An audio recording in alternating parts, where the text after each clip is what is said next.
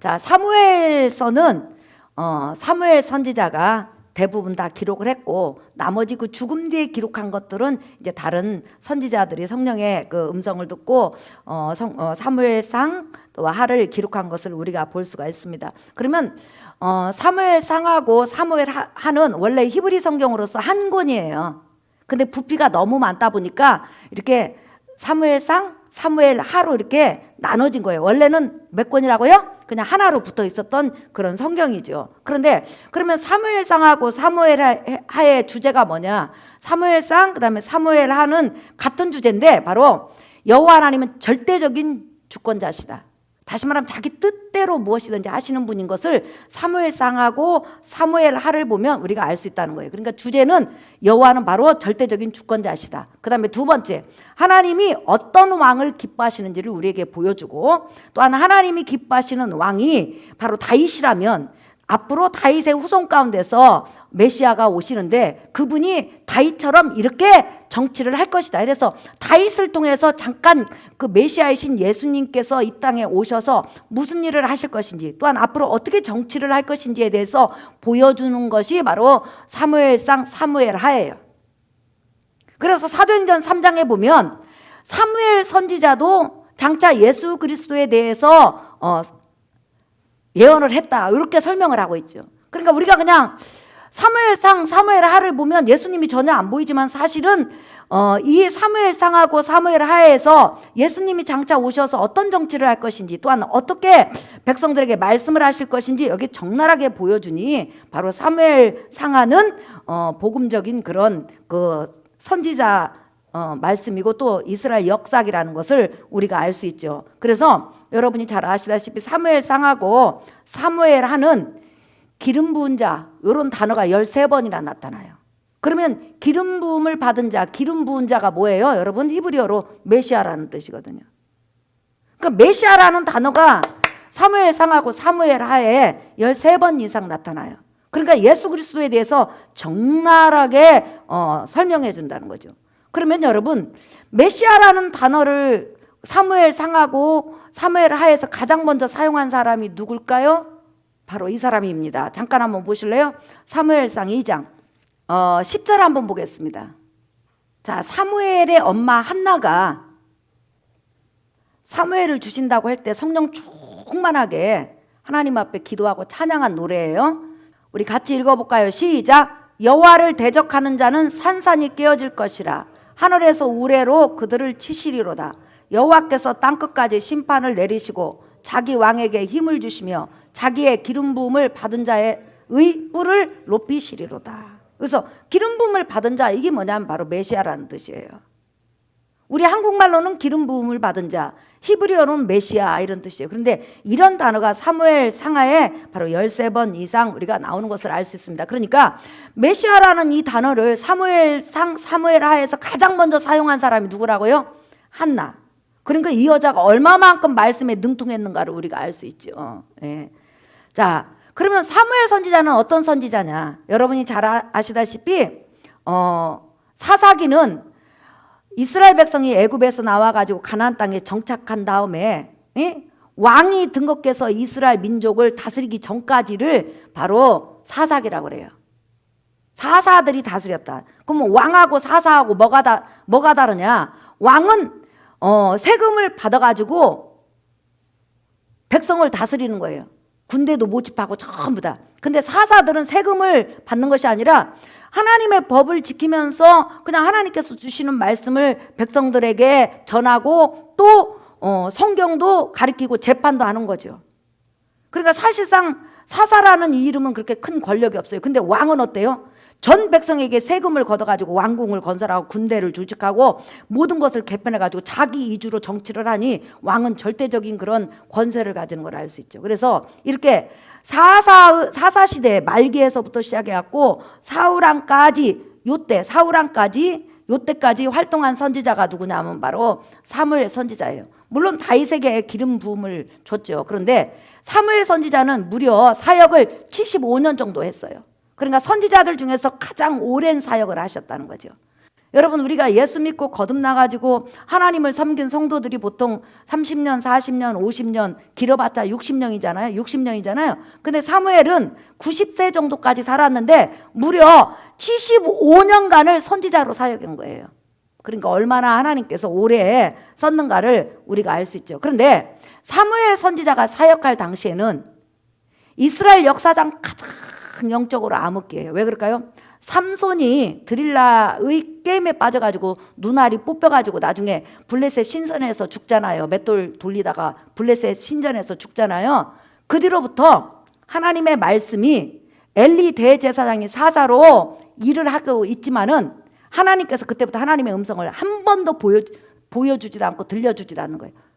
사사는 하나님의 음성을 듣고 율법은 있지만 하나님의 음성을 듣고 그때그때 백성들에게 하나님의 음성을 들려주고 그 다음에 성령 충만해서 하나님과 교제를 해야 되는데 하나님께서 삼손이 죽음과 동시에 수십 년 동안 선지자를 일으키질 않은 거예요. 환상으로도 안 나타나고 꿈으로도 안 나타나고 예언도 별로 없는 거예요. 그러다 보니까 하나님의 말씀 율법은 그 이스라엘 백성에게 있는데 백성들이 하나님의 음성을 듣고 옳은 길인지 그른 길인지 정확히 구분해 줘야 되는 이 선지자 이 없으니까 어떻게 됐어요? 자기 소견대로 신앙생활을 한 거예요. 여러분이 이렇게 집에 가서 성경을 읽고 또한 기도하고 또 말씀을 묵상하고 좋아요. 그러나 그것이 다는 아니잖아요. 진짜는 성경을 제대로 해석할 수 있는 주의 종을 만나서 그것을 여러분 요리조리 단련을 받아가지고 여러분이 신앙의 정로를 걸어야 되잖아요. 그런데 하나님의 말씀들은 있는데 그 말씀을 전부 다 자기 자신에게 맞게 해석을 하다 보니까 소견대로 하나님을 섬긴 거예요. 그러니까 하나님 법에 의해서 하나님을 섬긴 것이 아니라 하나님 법을 벗어나서 자기가 섬기고 싶은 대로 섬기는 그런 암흑기였다는 거예요. 자, 여러분 사사기 잠깐 보실래요? 그 뒤로 넘어가면 21장 룻기도 사사기에 속한 내용인 걸 여러분 아시죠? 21장 25절 이런 단어가 여러 번 나오죠. 읽어볼까요? 시작! 그때에 이스라엘의 왕이 없으므로 사람이 각기 자기의 소견에 옳은 대로 행하였더라. 그렇죠? 사사기 17장 6절, 18장 2절, 19장 1절 전부 다 이게 같은 단어거든요. 똑같이 나와요. 그러니까 사사시대 때는 다시 말하면 삼손이 죽은 뒤로부터 수십 년 동안은 그냥 백성들이 그냥 우상에 빠졌을 뿐만 아니라 하나님의 말씀을 지키는데 자기가 그냥 해석된 대로 자기가 해석한 대로 옳다고 생각하고 글로 나갔단 말이에요. 근데 결론은 뭐냐면 옳지 않았다 그렇게 말을 해요. 그런데 가장 비극적인 것은 뭐냐면 하나님께서 선지자를 안 주셨다는 거예요. 그러니까 하나님의 음성을 듣고 여러분에게 음성을 들려주고 시시때때로 하나님의 말씀을 들려주는 이런 성령 충만한 주의 종 있는 거에 대해서 여러분이 감사하셔야 돼요. 그냥 딱 성경만 딱 주면서 너 혼자 신앙생활해. 그러면 우리 성경 자기가 자기 뜻대로 성경을 해석해갖고 신앙생활 못하는 거예요.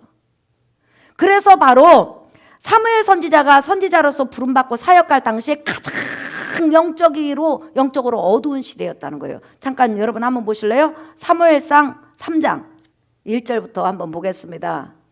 아이 사무엘이 엘리 앞에서 여호와를 섬길 때에는 여호와의 말씀이 희귀하여 이상이 흔히 보이지 않았더라. 엘리는 대제사장이에요. 그 다음에 홈리와 비느하스는 제사장들이에요. 그리고 선지자라고 많이 있는데 중요한 것은 뭐냐면 하나님께서 만나주지를 않는 거예요. 하나님께서 선지자에게 말씀을 주지 않고 환상을 주지 않고 꿈을 주지 않고 성경을 제대로 해석할 수 있는 주의 종이 없는 게 이게 문제였다는 거죠. 왜 그랬을까요, 여러분? 그 백성이 워낙 고집이 세고 곁길로 가니까 그러면 곁길로 가봐라 하고 하나님께서 내버려 둔 거예요. 그러다 보니까 하나님께서 그냥 놔둔 거예요. 방치해버린 거예요. 물론 소수의 거룩한 사람, 사무엘의 어머니 한나나 이런 사람도 소수의 거룩한 사람도 있긴 있죠. 여러분 모세 시대 때 애굽에서 노예 생활할 때 여러분 모세 어머니하고 아버지하고 얼마나 성령이 충만했어요. 그래서 모세를 딱 낳았을 때 이는 하나님이 쓰는 아이구나 이걸 볼 수 있을 정도로 모세의 어머니와 아버지는 영적으로 깨어있던 사람이거든요. 이렇게 영적으로 깨어있던 사람 소수였고 대부분이 전부 다 자기 소견대로 신앙생활하면서 완전히 세상에 그냥 미쳐 있었다는 거죠. 근데 중요한 것은 그 미친 백성들을 깨울 수 있는 주의 종을 하나님께서 안 주셨다는 거예요. 그런데 사무엘이 태어나가지고 어느 정도 성장하니까 하나님께서 중단했던 하나님의 음성을 누구에게 들려줬냐면 사무엘에게 들려준 거예요. 그래서 사무엘이 하나님의 음성을 받고 백성들에게 그 음성을 들려주면서 다시 이스라엘 백성의 신앙이 회복되고, 그 다음에 그동안 수십 년 동안 블레셋에서의 정복을 당하고 고통을 당하고 압제를 당했는데 거기서 해방되는 역사가 일어났다는 거죠. 그래서 사무엘 선지자는 누구냐? 바로 중단되었던 하나님의 음성, 중단되었던 하나님이 주시는 환상, 중단되었던 하나님이 주시는 꿈, 중단되었던 하나님과 교제를 연 사람이 바로 사무엘 선지자예요. 그래서 그 선지자가 그렇게 위대한 거라는 거예요, 여러분. 정말 위대한 선지자가 나타난 거죠. 그래서 아까 여러분이 2번 읽었던 것이 뭐라고 했어요? 하나님의 말씀이, 다시 한번 따라합시다. 사무엘에게 임하기 시작했다. 시작. 예, 지금 이 시대에는 하나님의 음성을 듣고 성경을 해석하고 성경을 제대로 해석해서 하나님께로 백성들이 마음을 가게 하고 예수에게 집중하게 하는 그런 그 주의 종들이 많이 있어요. 있는 거에 대해서 여러분 감사하시기를 예수의 이름으로 축복합니다. 예, 그러니까 중단되었던 하나님의 말씀을 다시 전하는 수십 년 만에 나타난 위대한 선지자가 바로 사무엘 선지자라는 거예요. 그 다음에 2번째는 사무엘 선지자가 가장 위대한 것이 뭐냐면, 사무엘 하면 여러분 딱 떠오르는 게 뭐예요? 말씀도 깊이 알고 말씀도 잘 전하고 하나님의 음성도 잘 들었지만, 사무엘 하면 딱 떠오르는 게 뭐예요? 모세 하면 율법을 받은 사람, 기도를 많이 하는 사람, 이게 2개 딱 떠오르잖아요. 예수님 오면, 예수님은 정말 하나님의 아들로서 우리를 사랑하신 분이고 표적과 이적과 하나님의 말씀을 그대로 들려주신 분이다, 이렇게 딱 떠오르잖아요. 예레미야, 하나님의 말씀을 전하면서 너무나 많이 운 선지자, 조국을 위해서, 이렇게 딱 떠오르잖아요. 그러면 사무엘 선지자 하면 말씀 부분에서도 하나님 음성을 전하는 부분에서 능통했지만, 사무엘 선지자 하면 딱 성경에서 말하는 부분이 하나 있어요. 그 부분이 바로 시편 99편 보세요. 시편 99편 6절 같이 읽어볼까요? 시작. 그의 제사장들 중에는 모세와 아론이 있고 그의 이름을 부르는 자들 중에는 사무엘이 있도다. 그들이 여호와께 간구하며 응답하셨도다 그랬어요. 여호와의 이름을 부른다는 것은 여호와 하나님께 기도한다는 거죠. 그러니까 사무엘 선지자 하면 한번 따라합시다. 중복기도 사람이다. 시작. 네, 다시 말하면 타인을 위해서, 압제당하는 이스라엘 민족을 위해서, 선민을 위해서 주야로 깨어서 기도하는 기도의 선지자였다는 거예요. 그러니까 수십 년 동안 이렇게 하나님의 백성을 위해서, 하나님이 세운 선민을 위해서, 하나님의 양들을 위해서 불철주야 기도하는 그런 주의 종이 없었던 거예요. 근데 사무엘은 뭐라고 써요? 기도하는 사람 중에 이렇게 사무엘이 있도다. 그리고 사무엘 선지자도 자기를 이렇게 말을 해요. 여러분 한번 찾아보실래요? 사무엘상 12장 22절에서부터 25절까지 다 찾았으면 아멘 하세요. 시작. 여호와께서는 너희를 자기 백성으로 삼으신 것을 기뻐하셨으므로 여호와께서는 그의 크신 이름을 위해서라도 자기 백성을 버리지 아니하실 것이요, 나는 너희를 위하여 기도하기를 쉬는 죄를 여호와 앞에 결단코 범하지 아니하고 선하고 의로운 길을 너희에게 가르칠 것인즉. 시작. 너희는 여호와께서 너희를 위하여 행하신 그 큰 일을 생각하여 오직 그를 경외하며 너희의 마음을 다하여 진실이 섬기라. 만일 너희가 여전히 악을 행하면 너희와 너희 왕이 다 멸망하리라 그랬어요. 지금 구약 성경에서 시편에서, 여러분 시편은 나중에 쓰여지잖아요. 그런데 사무엘은 조상 대대로 아이들에게 부모들이 가르친 것은 뭐냐면 기도하는 선지자였다. 뭐라고 해서 나는 너희를 위해서 기도한다. 중복기도 선지자였다는 거예요.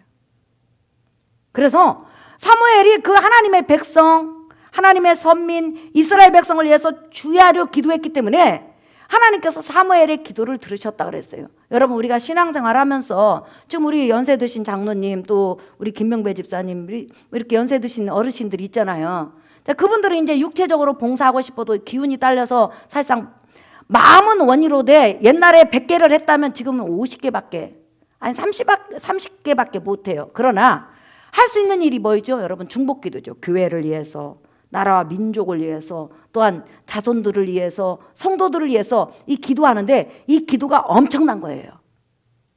지금 여러분들이 여러분 부모님들 중에서 여러분을 위해서 기도하고 있다면 여러분은 정말로 복받은 자예요. 믿으시면 아멘 합시다. 정말로 복받은 자예요. 여러분 중에서 여러분 자손들을 놓고 기도하고 여러분 가문을 놓고 기도하고 교회를 놓고 기도하는 그런 중복 기도자가 있다면 여러분 정말로 여러분 존귀한 자예요. 복된 자예요. 왜? 전능하신 하나님 앞에 우리가 부탁하잖아요. 지금 사람에게 부탁하면 그 사람이 죽어버리면요 끝나요. 그리고 내가 부탁하는 말을 다 들어줄 수도 없어요. 왜? 사람은 능력이 한계가 있잖아요. 그런데 자기 아버지가 자기 어머니가 자기를 놓고 하나님 앞에 시간이 나는 대로 기도하면 그 자식이 잘못될래야 잘못될 수 없어요. 인정하시면 아멘 합시다. 그래서 이렇게 사무엘 선지자가 딱 수십 년 동안 기도하는 선지자나 하나님의 음성을 듣는 선지자가 없었는데 딱 나타나니까 어떻게 되냐면 어둠이 물러가고 빛이 쫙 비추는 거죠. 그래서 사무엘 선지자를 무슨 선지자라고 하냐면 따라합시다. 기도하는 선지자. 기도하는 선지자. 여러분들도 이 세상을 떠나기까지 중복 기도자가 되시기를 예수의 이름으로 축복합니다. 이 사람도 기도해주고 저 사람도 기도해주고 저 사람도 기도해주는데 그 기도가 얼마나 아름다운지 몰라요. 복돼요. 어떤 분 이렇게 기도 제목 쓰는 거 보면 자기 기도 제목은 맨 밑에 있고 그냥 다른 사람 기도 제목을 쫙 쓰시는 교사들도 있어요. 네. 어쨌든 자기 기도를 하든지 남의 기도를 하든지 일단은 중복 기도를 한다는 것은 복된 일이고 존귀한 일이고 하나님께서 기뻐하는 일이라는 거예요. 뭐라고 써요? 여호와의 이름을 부르는 자, 다시 말하면 간구하는 자 중에는 누가 있더라? 사무엘이 있더라. 그러니까 성경에서 가장 기도의 대표 인물은 누구예요? 바로 사무엘이라는 거예요. 그래서 우리가 교회에서 기도 많이 하는 사람은 정말로 복된 자로 여러분이 여기셔야 돼요. 왜? 기도를 많이 하다 보면 내 기도만 하는 것이 아니라요. 성령이 막 다른 사람도 시켜. 예. 그래서 그 기도 성령의 이끌림 받아서 기도를 하다 보면 내가 기도해 주는 사람도 복을 받고 기도하는 나도 복을 받아요. 그렇기 때문에 여러분들이 중복 기도자가 되시기를 예수의 이름으로 축복합니다. 그 다음에 마지막으로 사무엘이 이렇게 하나님의 음성을 들려주고 또 하나님과 깊은 교제를 하고 하나님 앞에 늘 백성을 놓고 기도하니 하나님이 사무엘을 인하여서 이스라엘 백성에게 주신 복이 하나 있어요. 물론 이스라엘 백성도 우상을 버리고 돌아왔지만 주신 복이 있어요. 바로 이 복이에요. 여러분 한번 보실까요? 사무엘상 7장 13절에서 14절 우리 한번 읽어볼까요? 시작. 이에 블레셋 사람들이 굴복하여 다시는 이스라엘 지역 안에 들어오지 못하였으며 여호와의 손이 사무엘이 사는 날 동안에 블레셋 사람을 막으심에 블레셋 사람들이 이스라엘에게서 빼앗겼던 성읍이 에그론부터 가드까지 이스라엘에게 회복되니 이스라엘이 그 사방 지역을 블레셋 사람들의 손에서 도로 찾았고 또 이스라엘과 아모리 사람 사이에 평화가 있었더라. 자, 사무엘 선지자로 인하여서 또한 하나님의 음성을 들려주니까 백성들이 회개하고 돌아옴으로 인해서 하나님께서 주신 복이 뭐냐면 많은 성을 빼앗겨가지고 농사 지을 것도 없고 먹고 살 것도 없고 그 다음에 천막을 치고 살아야 될 정도로 가난한 이스라엘 백성이 다시 안정적으로 삶을 살 수가 있었을 뿐만 아니라 수많은 적들이 포진해 있는데 하나님께서 평화를 주셨다는 거예요. 여러분 예를 들어서 지금 우리가 살고 있는데 갑자기 일본이 쳐들어오지, 일본이 쳐들어왔고 좀 있으면 북한이 쳐들어오지, 또 북한이 쳐들어왔다가 조금 있으면 다른 나라가 쳐들어오지. 그러면 우리 불안해서 정말 힘듭니다. 그런데 전쟁이 일어나지 않는다는 것은, 일어날 것 같아도 일어나지 않는다는 것은 하나님께서 우리에게 주신 평안이고 축복이에요. 어쩌면 우리 대한민국을 지금까지 하나님께서 지켜주시고 대한민국에 평화를 주시고 전쟁 일어날 똥말똥하다가도 이렇게 우리가 평화 속에서 할 수 있는 것은 바로 사무엘 같은 그런 신앙의 중보자들, 기도의 중보자들, 또한 여러분과 같은 하나님의 백성이 있었기 때문에 하나님께서 하나님의 백성에게 궁유를 베풀어 주신 줄 믿습니다. 하나님은 하나님의 백성을 궁유히 여기신다는 거예요. 그래서 사무엘이 사는 날 동안 뭐라고 써요? 적들이 들어오지 못했더라. 그러니 한 사람의 이렇게 이대한 신앙이 수많은 사람에게 복을 가져다 준 것을 우리가 볼 수 있죠. 어차피 사무엘이 사는 날 동안에도 여러 가지 막 환란이 있었잖아요, 여러분. 사무엘이 나중에 사울왕이 완전히 하나님 품을 떠났을 때 다윗에게 기름을 붓습니다, 왕으로. 기름을 부은 다음에 8년 후에 사무엘이 죽어요. 예. 그런데 사무엘이 사는 날 동안 하나님께서는 늘 이스라엘 백성을 지켜주시고 은혜를 주시고, 다윗 같은 사람도 사무엘에게 기름 부음을 받은 다음에 계속 사무엘을 가까이 함으로써 보호받는 것을 우리가 볼 수 있어요. 자, 오늘 설교 결론이에요. 사무엘이라는 선지자는 예수 그리스도 삶을 충분히 보여준 선지자였다는 거예요. 하나님과 깊은 교제가 있었죠.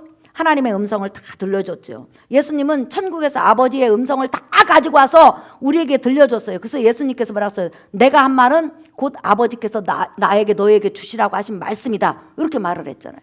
그 다음에 예수님도 밤낮으로 기도하셨고, 그 다음에 예수 그리스도로 인해서 우리에게는 영적인 평화, 하나님과 인간의 평화가 이루어졌어요. 그래서 이렇게 사무엘 선지자를 통해서 완전히 예수 그리스도 삶이 보여진 것을 우리가 볼 수 있어요. 자, 설교 결론입니다. 사랑하는 성도 여러분, 여러분들은 바로 믿음의 중보자요, 기도의 중보자라는 거예요. 여러분은 지금 여러분 가족을 대표해서, 또한 성도를 대표해서, 여러 가지 불신자를 대표해서 하나님 앞에 기도하는데, 그 기도는 절대 땅에 떨어지지 않아요.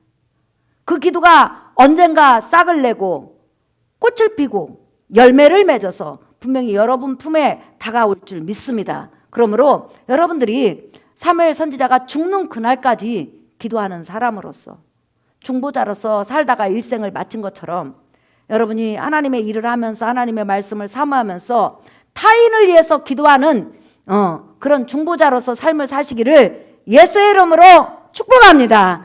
우리 찬양하겠습니다, 여러분. 우리 복음성가 172장.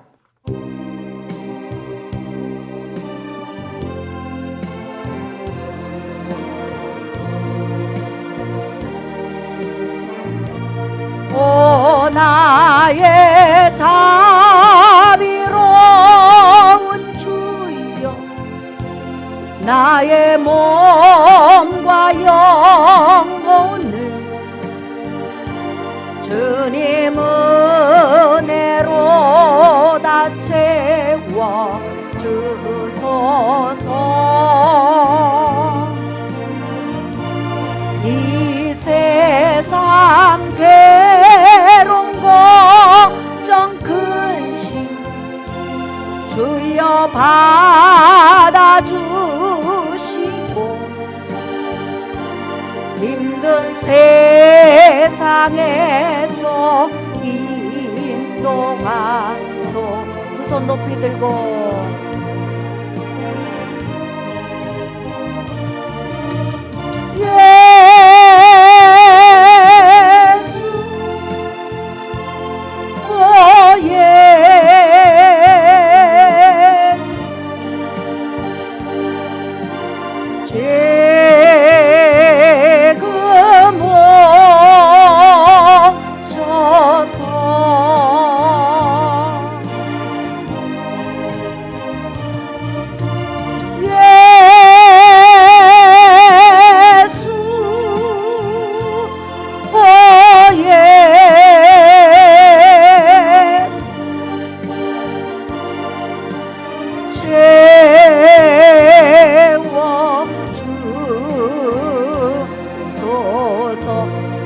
여러분 주여 세 번 부른 다음에 기도할 때 여러분 떠오르는 기도 제목들이 있을 겁니다. 여러분 사무엘처럼 기도의 중보자로서 하나님께 기도할 겁니다. 성령이 그렇게 이끌어 가실 겁니다. 주여 세 번 부른 다음에 기도하겠습니다. 주여!